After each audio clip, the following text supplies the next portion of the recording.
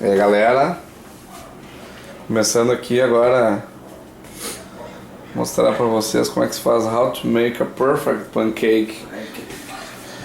Californian pancake with the Rosie guy and Anderson guy and USA. So let's get started. Set grill at the 275 degrees. Set. 275, 7.5 degree.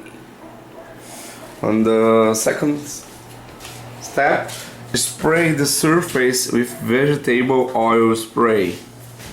The oil spray, vegetable.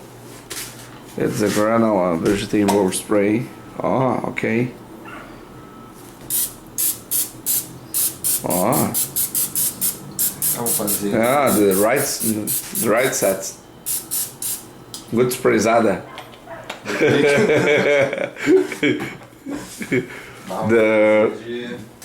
E agora? Scoop a small amount of butter of grill. Butter on grill. Butter? What is the butter? Manteiga. E Quantidade. Hã? Spray? Sim, botar no grill.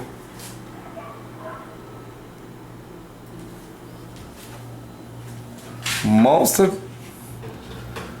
important part. Let your butter completely bubble. Ah, agora ela tem que deixar ela fazer bolhas, né? É. Toca a ficha aí na manteiga, cara. All over. Vou fazer já umas várias aqui, né? Isso.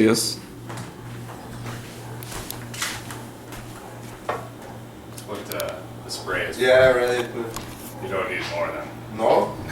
It's too much? That's gonna be some seriously greasy pancakes, man. Okay, man. No. Yeah. It's But, oh well, enjoy. it'll be tasty, no? It ain't gonna be the perfect pancake. Too much for... É, foi que eu spray ou a manteiga, não preciso dos dois. Oh, but we make the new make the perfect. A new perfect cake is ours. Is ourselves. Fat. Tá, e agora é a parte mais foda. Como é que eu vou fazer essas scoops com essa porra?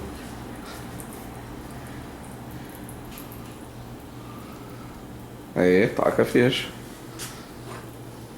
Que é isso? É isso aí. Bubble. Brincadeira, hein? Aí, fechou. Olha só, rapaz. How to make a perfect pancake.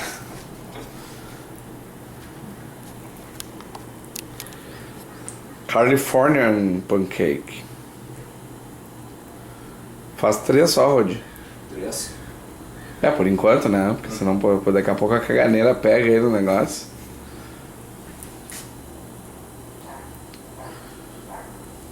Aí.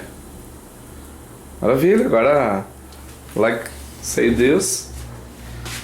Olha só. Slide it off using spatula onto a nice clean place.